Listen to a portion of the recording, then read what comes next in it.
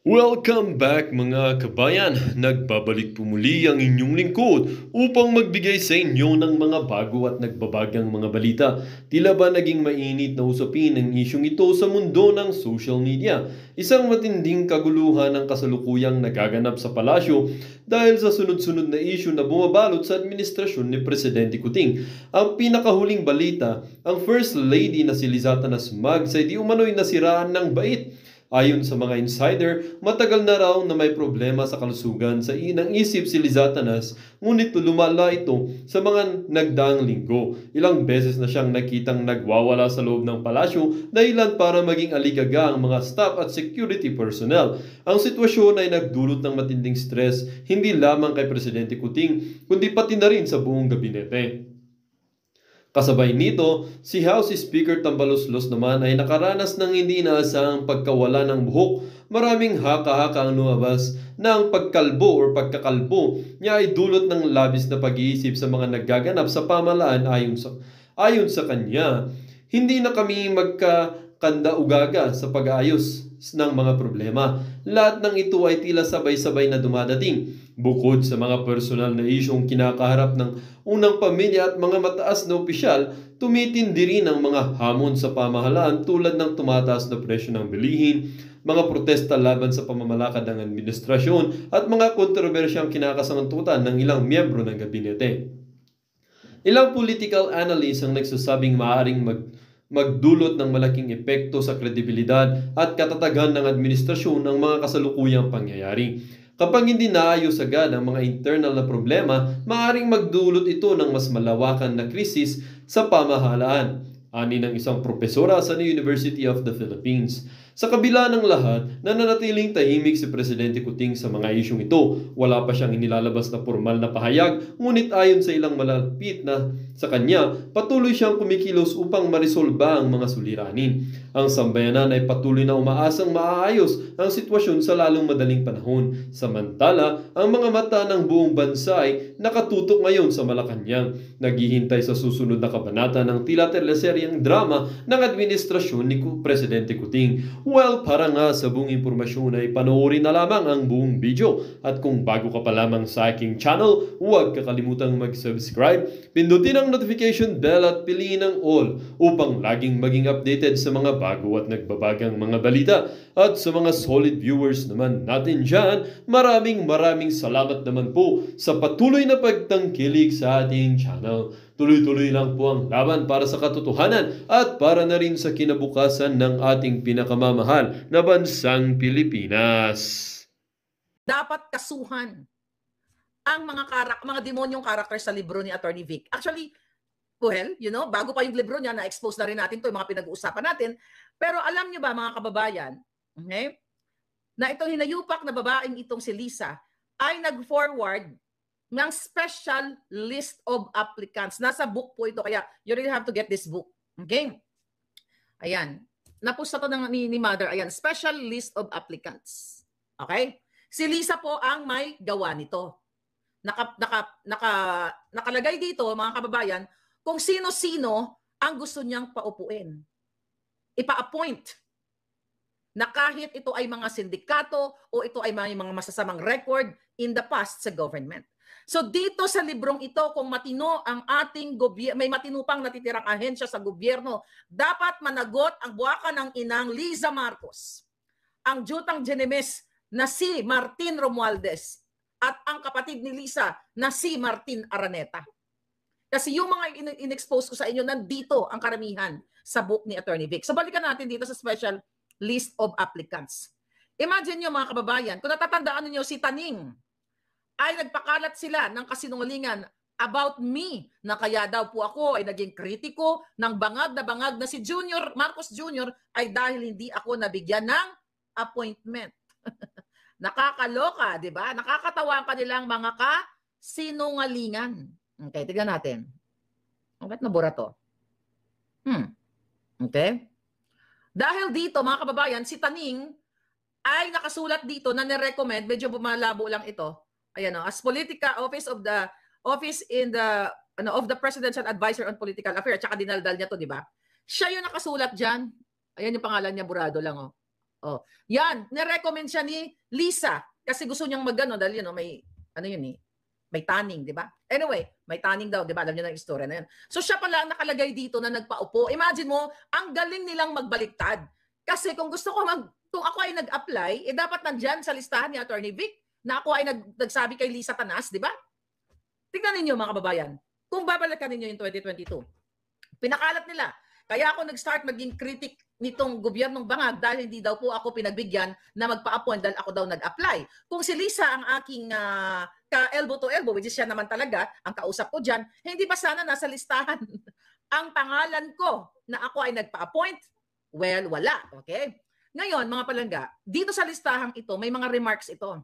So imagine nyo mga palangga na si Marcos Jr. ay talagang weak at walang bayag at ito ay paglabag sa batas, paglabag sa konstitusyon, paglabag sa ating lahat ng mga Pilipino dahil bilang isang presidente, siya ang may mandato para magdesisyon kung sino ang i-appoint niya. Hindi kung ano ang gusto ng sindikato niyang asawa. Well, pareho na sila ngayon. Okay? So kung makikita ninyo, nilagyan yata ng X to si Taning eh. Ayan, nilagyan ng X. Siguro si Attorney Vic naglagay ng X dito. Siguro nilagay ng X ni Attorney Vic kasi dumadaan sa kanya eh. Siguro yung X na yan, ibig sabihin, no, that's not possible. Diba? Yung mga may XX na ganyan. So, naalala ko pa, dahil sinabi ko rin sa inyo na handang-handa na si Taning na mag-o-taking dahil nagawa na yung kanyang barong during that time. Kaso lang naudlot ang kanyang pag-o-taking dahil next nga naman ni Attorney Vic kasi paano mo naman tatanggapin yan? Eh parang wala sa katinuan ang mga pinagagawa sa buhay. O ayan. So anyway, highway. Dito sa special list na ito, mga palangga, lahat ito ay, ito mo yung mga pangalan dito ha, ito yung mga minention ko sa inyo. Hindi man lahat. Ayan, Michael Ma, Special Envoy to China. Siya ay pang number 3. Number 3 sa listahan. See that?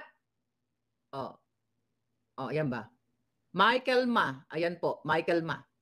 So, imagine niyo, so tumpak ang lahat ng mga information na nakarating sa atin at pinakita na rin naman natin sa inyo yung video na inappoint itong si Michael Ma.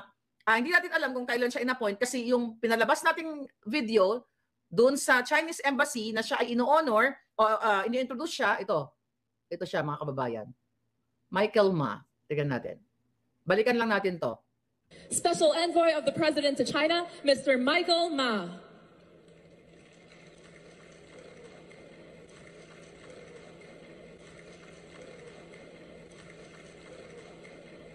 Okay, so nakita nyo na. So ibig sabihin, confirm talaga yung sinasabi natin. Pero kasi hindi natin alam kung kailan siya exactly in-appoint. Kasi yung video na pinakita ko sa inyo, kuha po yan doon sa Chinese Embassy noong June 6. Okay? June 6. So hanggang ngayon, kung may matino tayong mga reporter, mga media na mga jutang genemes, yan ay tututukan ninyo.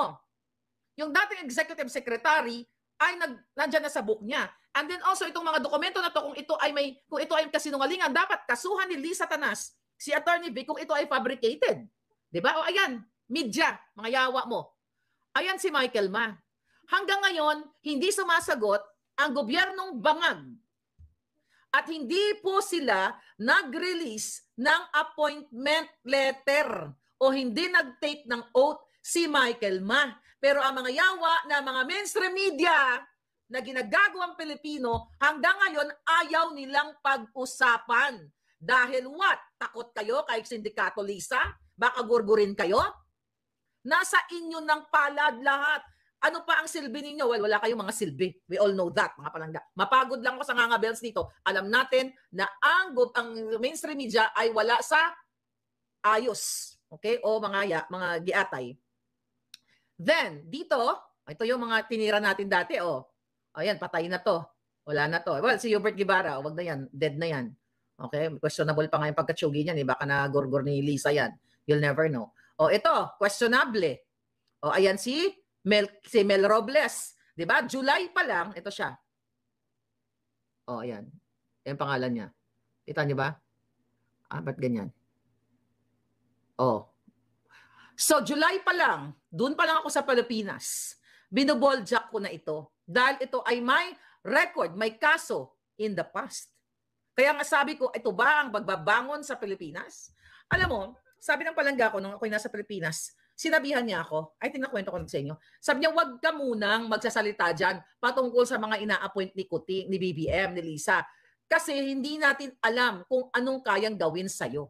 Alam mo, true enough talaga eh. Dapat, di ba sabi ko sa inyo, mag-extend pa ako nung time na yun, nung July na yun. I decided last minute, sabi ko, umuwi nila ako ng Amerika. Kasi nag-aalala sa akin yung palangga ko during that time, dahil ang ngangabels ko, nag-uumpisa na akong binuboljak ang gobyerno. So imagine ninyo, kung pala ako nag-stay for a while sa Pilipinas, baka pwede akong pagbintangan ni Lisa Tanas na gumurgor ng tao at ibintang sa akin dahil ako ay kritiko, katulad ng mga ginagawa ngayon sa mga inaakusahan nila na kumitil ng ganito, di ba? Katulad na nangyari kay Percy Lapid, kay Ka Percy Lapid. Siya ang pinakaunang, okay, balikan natin si Ka Percy Lapid.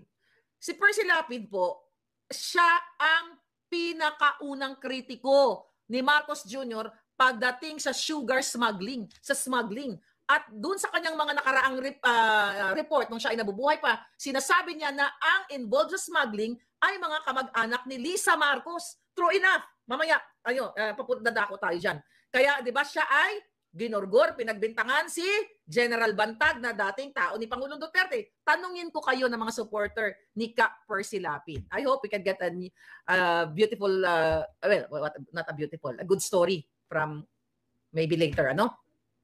Question. Kung bang, kasi kritiko din si Ka Percy Lapid ni Pangulong Duterte, kung bang ibibintang sa tao ng mga Duterte sa 6 years na nag-criticize si Percy Lapid, bakit pa siya pinatagal ni Duterte? Kung yun ang narrative na gustong sabihin ng bangag na gobyernong ito na ang tumegi kay Percy Lapid ay mga Duterte o Duterte's appointee, di ba? Bakit buhay pa si Ka Percy Lapid noong hanggang naging presidente si Bangag Jr.? Kasi kung talagang siya ay gustong kitilin nung panahon ni Duterte, dapat naggurgur na siya. Di ba, unang taon pa lang, kung yan ang naratibo na pinapakalat ng mga yawa na si Duterte ay ganito, ganyan, di nung gugurgur ng media, din sana nagurgur na siya. Bakit buhay pa sila Maria Ressa? Okay, now balik tayo. Bakit ko binanggit yan? Kasi siya po talaga, that was October, mag-drive kami, shout out kay Palangga, Don Rolando, na may text sa akin, na kaibigan ko sa politika din. Sabi niya, Miss Maharlika, tignan mo tong story na to. Sabi niya, si Ka Percy Lapid. Actually, di ako nanonood kay Percy Lapid nung time na yun. Hindi ako nanonood sa kanya. Sabi niya, paktignan mo to. Sabi niya, ang binubukayalya nito, mga smuggling. Okay? Gobyerno ang may gawa nito. Well, ano pa nakikita niyo? You decide. Bakit si Percy Lapid ay nagurgur dahil binanggit niya na ang Araneta Marcos ay sangkot sa smuggling. Kasi, mga kababayan, bago natin ito isa-isa, ang dami, mahaba-haba itong vlog natin. Kung ano lang yung maalala ko sa book. Okay? Dahil, okay, nung si Attorney Vic, based sa kanyang book, may pagkakataon na si Martin Araneta ay naabutan niya sa opisina ni Marcos Jr. na may bit-bit-bit na brown envelope na nakalagay doon ang mga personal data sheet o yung mga pangalan ng gusto niyang ipa-appoint sa Bureau of Customs. Saan ba dumadaan ang smuggling? Idi sa Bureau of Customs. Di ba? So diniretso niya kay Marcos Jr. Pero dahil inatasan ni Marcos Jr. si Attorney Vic na dadaan sa kanya ang lahat ng mga appointees at si Marcos Jr. ang magde-decide, kumbaga i-screen muna, tapos at the end of the day, siya ang magde-decide kasi siya naman ang appointing officer, siya naman ang bangag na presidente. So, yung envelope na yon na bit-bit ni Martin Araneta, na ang intention niya ay bigay kay Marcos Jr., finorward kay Vic, kaya nga nasa libro siya Attorney Vic. At doon nakalagay ang mga pangalan ng mga binanggit ko na dito. Okay? For sure, doon hindi naman sinulat ni Attorney Vic lahat ng mga pangalan, pero lahat ng gusto niyang paupuin sa Bureau of Customs nando doon. Siguro kasama na sila Rabal, sila Lugin Ang, yung mga nabanggit sa saan nabanggit doon sa pangalan to sa congressional sa hearing. Yun mga kababayan, kaya you really have to get this book para buong-buo yung kwento. Andito pa yung mga pictures, family pictures sa Attorney Vic simula ng bata siya. Actually, wala lang, very emotional ako doon sa yung paglaki niya, di ba? Ang sabi ko, asan na kayo yung mga picture ko ng bata ko? Kasi talagang detalyado. So, ganun pa man, mga kababayan. So, na-confirm na ang sindikato sa Bureau of Customs ay according to our source in the past, and according sa report ni Clarita Carlos, nabanggit din si Clarita Carlos dyan, mga palangga. Nabanggit din siya dito. Ayan o. And anyway, summarize na lang natin. Nalala ninyo, ang vlog natin na ito, I think, January. Yeah, January, pero I started December of 2022, naalala ko eh. Kumbaga, atak-atak na yung vlog natin. Di ba sinabi ko sa inyo na si Clarita Carlos ay may natanggap na report, NICA report, na ang mga sangkot sa smuggling ay pamilya ni Marcos Jr. at ang kanyang brother-in-law na si Martin Araneta. So anong ginawa kay Clarita Carlos? Paulit-ulit na lang natin, di ba? Sumulat si Clarita Carlos, binasa ko na sa inyo, na nagsusumamo siya, okay, na manatili siya sa pwesto. Sabi niya, ginagawa niya lang yung tama. Okay? Ginagawa niya lang yung tama. So ito yung NICA report sa kanya, Mr. President o Miss Butod Lisa, nasa mga kamay ninyo. It's up to you kung gagawin niyo yung tama. Diba? Paulit-ulit natin binablog dito. Nandiyan po yan sa book. So ngayon, ang point dito, kung ito ay fabricated story, kung ito ay libelous, they have all the money, people's money, para gipitin si Attorney Vic. Bakit ni isang kaso tungkol dun sa offshore account, and now here, wala silang maibato? Anong ibig sabihin yan? Ibig sabihin, totoo lahat ito. Kasi kung ikaw ay nasa pwesto, tapos malinis ang ginagawa mo, zero talagang para sa bayan, mga palangga, gagawa ka ng paraan kung paano mo ito pasisinungalingan ang sinasabi ni Vic Rodriguez sa kanyang libro. Pero paano mo papasinungalingan ito, mga palangga? Nandito yung ebidensya. Kaya nga sabi ko sa inyo, you have to get your copy very soon. Sa Pilipinas, available na. Ang GCash kasi na pinost ni Joey is puno na daw po, kaya hindi makapasok yung mga payment nyo. So we'll announce very soon. So ngayon, habang binabasa ko, napakasakit. Okay? Napakasakit na grabe yung ginawa sa atin. Dating executive secretary ito eh. Abogado ito eh. Hindi naman ito dugyot na bataan ni Lisa ng mga uhugin na magyaw-yaw ng yaw-yaw, maka-invento lang ng kwento para magpanira. Ito dokumentado, nandito sa loob lahat ang dokumento. May pirma. You know what I mean? Sabi na Alicia, may hangganan ang lahat ng kasamaan. Okay, tingnan natin, balik tayo dito. Okay, tapusin muna natin. So, yun na nga, may pagkakataon na yung brown envelope, gusto ni Martin Araneta ipa-appoint yung mga sindikato na kauri niya.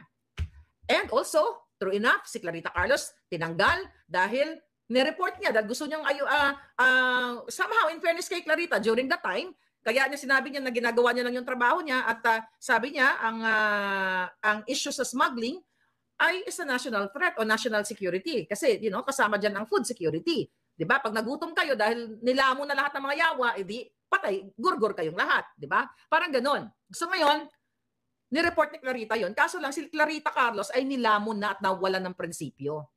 Kasi after that, tinanggal siya, di ba? Sumulat siya, then ligwak talaga siya. Para manatili siya, para manahimik siya, binigyan siya ng generous allowance si Lisa. At sinabi ni Clarita yan sa letter. Hindi yan pwede hindi siya sumasagot. Hindi yan pwede pag sinungaling ni Clarita. May hawak tayong ebidensya niyan, palangga. Pag ngumalngal siya. Okay? Then also, ang sabi pa nga ni Clarita, ipapatawag daw siya ni Martin Romualdez. At mag-work sa kanya, bibigyan siya ng post sa, di ba, nasa balita naman yan, sa Congress, tapos ang sabi pa nga niya, sana may budget. Di ba, Claring? Kaya nga sabi ko, sayang si Clarita Carlos na Machiavellian eklabush, pero nilamon siya ng sistemang pagnanakaw o korupsyon sa bayan. Nilamon siya ng korupsyon. Kasi kung ako ganyan nakakaedad ko, kahit ditong edad ko, hindi ako magpapasindak lalo na sa edad niya. Kasi kumbaga ilang bulati na lang ang pipirma sa'yo pag ganyan ang edad mo. Kasi ang buhay, stages yan. Pag ganyang edad mo, you do good na. Kung may mga mali kang ginawa sa buhay mo, itama mo at magbabagong buhay ka kasi haharap ka na sa haharap ka na sa lupa, di ba? O kakain ka na ng mga uod in the future, in few years. You know what I mean? Okay, so confirmed kasi nandyan sa book ni Attorney Vic. Ngayon, ito pa yung mga listahan ni Lisa. Ito kaya obvious naman ito. Diyos ko, lahat ito halos mga tinira natin. Ayan, si Jomar Canlas.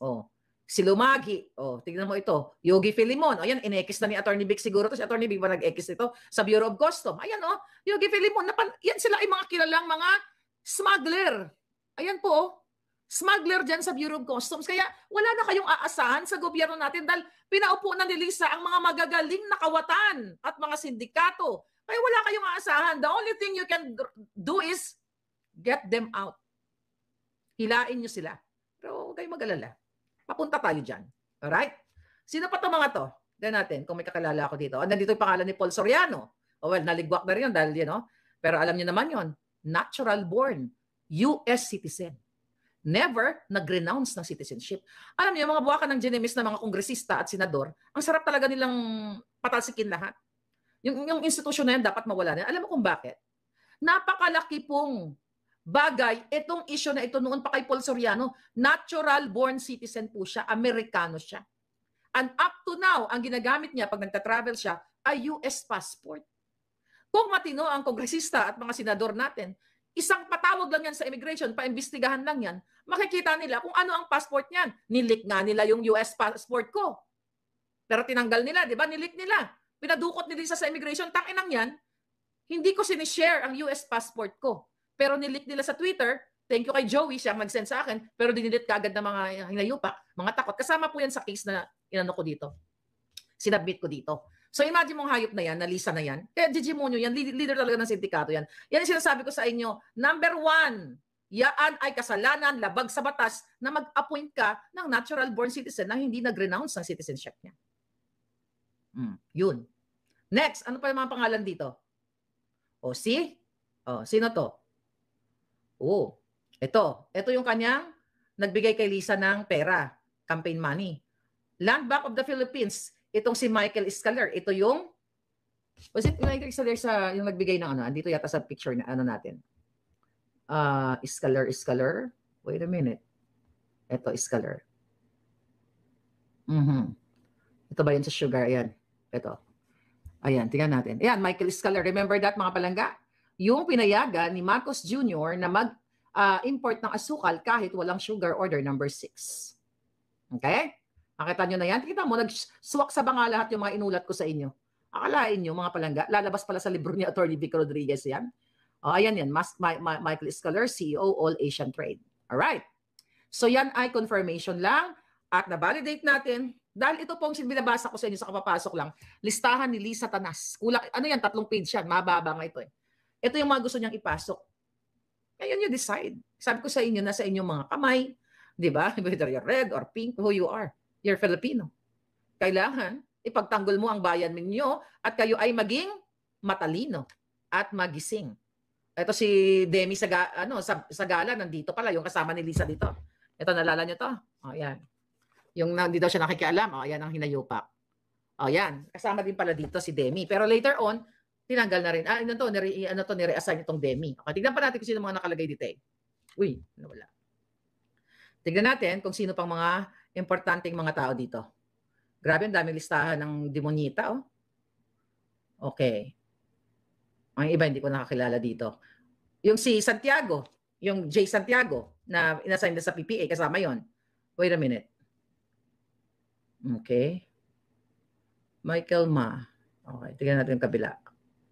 Dami kasing Dami kasing anyway, yung iba hindi ko nakilala dito. But ganun pa man, mga kababayan.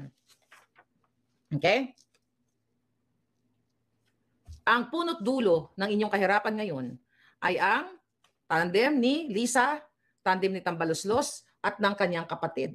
Dahil patuloy silang nagpapahirap sa inyo.